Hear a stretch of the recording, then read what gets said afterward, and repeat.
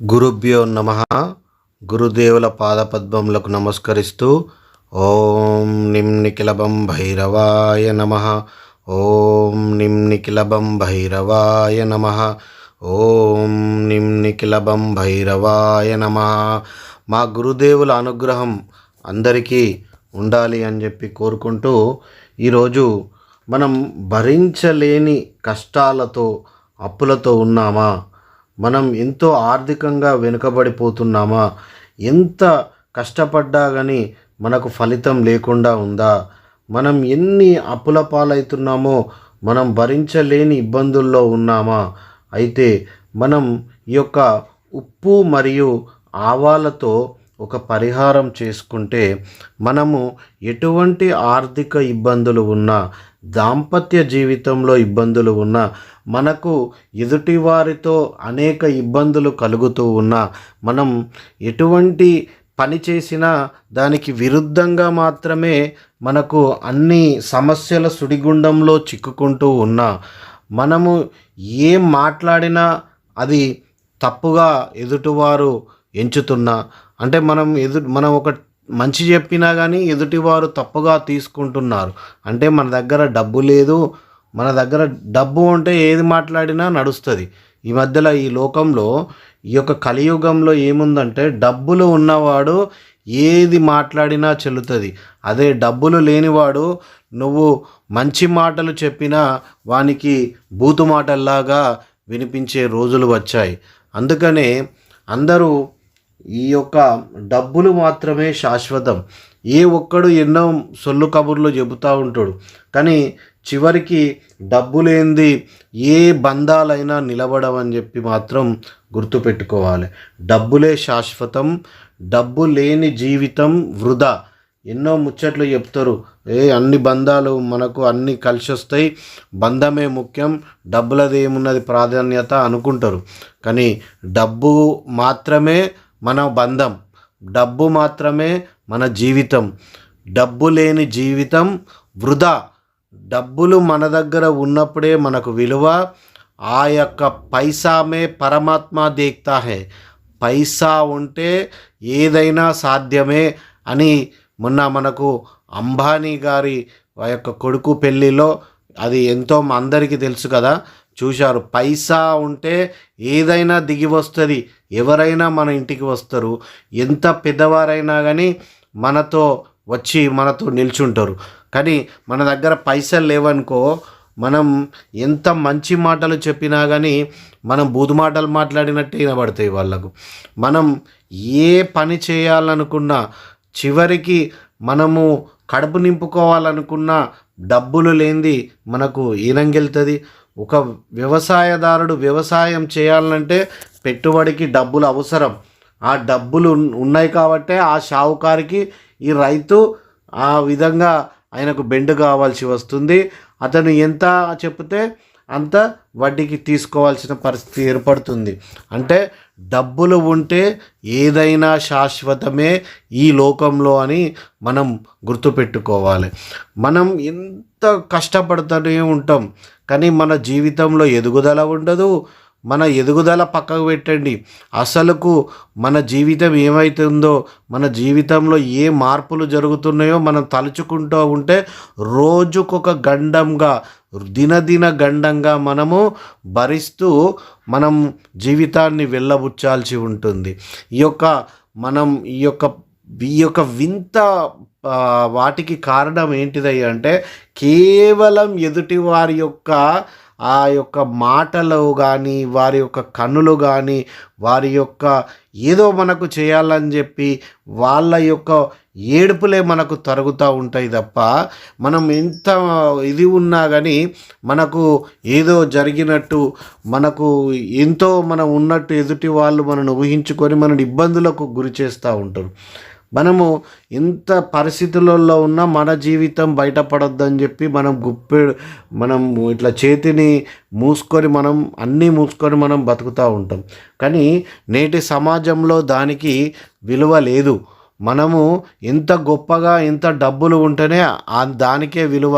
నువ్వు ఏం చేయాలనుకున్నా డబ్బే ప్రాధాన్యం. కాబట్టి మనము లక్ష్మీ దేవత మన ఇంట్లో ఉండాలి, ఆ యొక్క లక్ష్మీ కటాక్షం మనకు ఉండాలి, డబ్బులు మనకు ఎంతో వృద్ధి చెందాలి, శత్రునాశనం జరగాలి, మనకు ఎటువంటి సర్పదోషాలు కానీ ఏవి కానీ ఉండొద్దు, మనకు దృష్టిలు కానీ కన్నుల దృష్టి ఘోరంగా ఉంటుంది, అటువంటి మనకు అసలుకే కలగొద్దు అంటే ఆ ప్రత్యంగిర అమ్మను మనం నిత్యం కొలుస్తూనే ఉండాలి. అమ్మ ఖచ్చితంగా మనను కరుణిస్తుంది. ప్రత్యంగిరా మాత శరణు కోరిన వారిని అమ్మ విడిచిపెట్టదు. అమ్మ ఎల్లవేళలా వారిని కాపాడుతూనే ఉంటుంది. అమ్మవారి దేవాలయాలు హైదరాబాద్లో ఉంది. అదేవిధంగా మన హనుమకొండ నడి చౌరస్తాలో కూడా అమ్మవారి దేవాలయం ఉంది. ప్రత్యంగిర భైరవ సహిత శివశక్తి దేవాలయం హనుమకొండ చౌరస్తా, బూడిదగడ్డ అని కూడా అంటారు దాన్ని. అక్కడ అమ్మవారి దేవాలయం చిన్న దేవాలయము కనిపిస్తూ ఉంటుంది. అది ఇప్పుడిప్పుడే వృద్ధి చెందుతుంది. అది కాకతీయుల కాలం నుండి అక్కడ దేవాలయం ఉన్నది. అక్కడికి వచ్చి మీకు ఉన్న సమస్త బాధలన్నీ అమ్మవారితో చెప్పుకున్నచో మీ యొక్క బాధలన్నీ తొలగిపోతాయి. కానీ మనము ఈ యొక్క అష్ట కష్టాల నుండి బయటపడాలి. మరి అది ఎలా?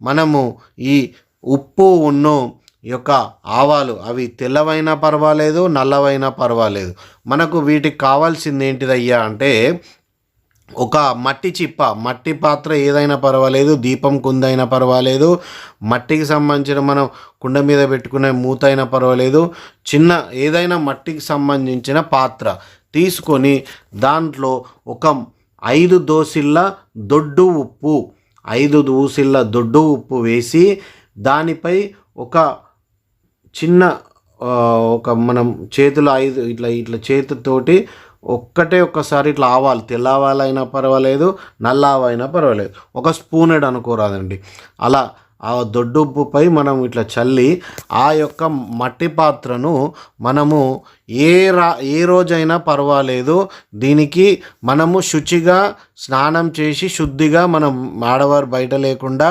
మనం శుద్ధిగా ఎటువంటి నీసు కానీ ఎటువంటి మనం ముట్టకుండా మంచిగా ఉన్నప్పుడు మనం రాత్రి పూట ఇది రాత్రి 9 దాటినాక ఆ యొక్క ప్రత్యంగిర అమ్మను మనసులో తలుచుకొని, అమ్మ నా కష్టాలన్నీ బయటపడాయి తల్లి, మాకు ఉన్న కష్టాలన్నీ తొలగించి మా పిల్లల చదువును మంచిగా కొనసాగే విధంగా చూడు తల్లి, మాకు ఎటువంటి ఆర్థిక ఇబ్బందులు రానియకు తల్లి, మమ్మల్ని ఇబ్బంది పెట్టే వారందరి మనసు మారి మాతో మంచిగా ఉండేటట్టు చూడు తల్లి అని ఆ యొక్క ప్రత్యంగిర మాతను పదే పదే వేడుకొని ఆ అమ్మవారిని ధ్యానిస్తూ మన ఇంట్లో ఈ యొక్క చిప్పలో, మట్టి చిప్పలో ఉప్పును ఆవాలు వేసినాం కదా, దాన్ని పట్టుకొని మనం ఉన్న ఎన్ని రూములు ఉన్నాయో అన్ని రూములల్లో మూలన సందుల ఆ యొక్క దొడ్డు ఉప్పును ఆవాలు వేసిన మట్టి చిప్పను పట్టుకొని మనం తిరగాలి.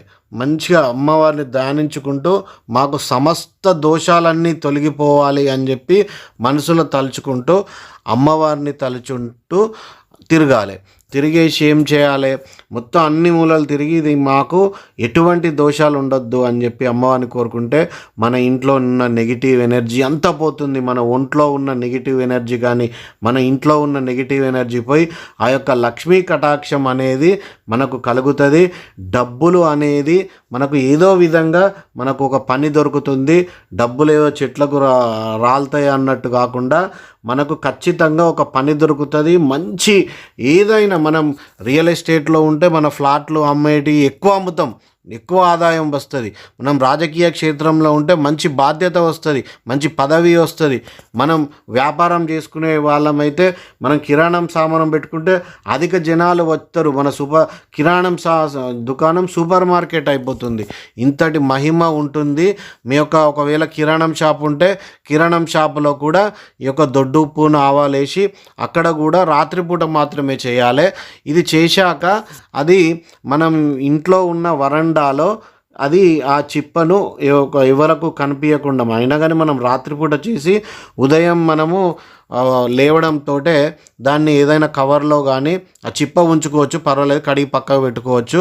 ఆ దొడ్డుప్పును ఆవాలను పారే నీళ్ళల్లో పొయ్యి వేసి వచ్చి మనం మళ్ళీ స్నానం చేసి మనం దీపం ముట్టించుకొని మన కార్యక్రమాలు మనం చేసుకోవచ్చు. ఇలా ఎన్ని రోజులు చేయాలి? మీకు 5 రోజులు చేయాలి కనీసం. మీరు రోజు చేయండి. మీకు ఉన్న ఎటువంటి నెగెటివ్ తలగకుండా ఉంటాయి. ఇలా చేస్తూనే ఉంటే మీకు ఎవరి యొక్క దిష్టిలు కానీ, ఎవరి యొక్క ఏడుపులు కానీ మీకు ఎటువంటి జరగకుండా ఉంటాయి. మీకు ప్రత్యంగిర అమ్మ ఎల్లవేళలా మిమ్మల్ని కాపాడుతూనే ఉంటుంది. కాబట్టి ఖచ్చితంగా ఈ యొక్క పరిహారాన్ని చేసుకోండి. మీరు చేసుకుంటే మీరు ఒక రోజు వీలు కాకపోతే నెలకు ఒకసారైనా మీ ఇంట్లో మీ ఉన్న వ్యాపార స్థలంలో ఖచ్చితంగా ఇది చేయండి. నెగిటివ్ ఎనర్జీ అనేది వారంకోసారి చేయండి. మీకు ఎట్లా వీలైతే అట్లా రోజు చేద్దాం అనుకుంటే రోజు చేయండి. ఖచ్చితంగా మీకు నెగిటివ్ ఎనర్జీ అంతా పోయి మీకు పాజిటివ్నెస్ తోటి మీకు వ్యాపారంలో అధిక లాభాలు, మీకు ఏదో విధంగా మీకు ఖచ్చితంగా పని కలుగుతుంది. ఉద్యోగం లేని వారికి మీ నెగిటివ్ ఎనర్జీ అంతా పోయి ఉద్యోగం దొరుకుతుంది. మీకు అంతా సమస్తం మంచి జరుగుతుంది. కాబట్టి ఈ యొక్క పరిహారాన్ని అందరూ పాటిస్తారు. మా యొక్క గురుదేవుల అనుగ్రహం మీకు ఉంటుంది. జై ప్రత్యంగిర మాత, జై జై ప్రత్యంగిర మాత. ఒక నిమిషం, వీడియో చూసి అందరూ వెళుతున్నారు, మంచి చేసుకుంటున్నారు. కనీసం మరి వీడియో చూసాం, ఒక లైక్ చేద్దాం, ఒక సబ్స్క్రైబ్ చేద్దాం అని మాత్రం లేదు. ఖచ్చితంగా సబ్స్క్రైబ్ చేయండి, లైక్ చేయండి, షేర్ చేయండి. సబ్స్క్రైబ్ చేయడం మాత్రం మర్చిపోకండి. జై ప్రత్యంగిర.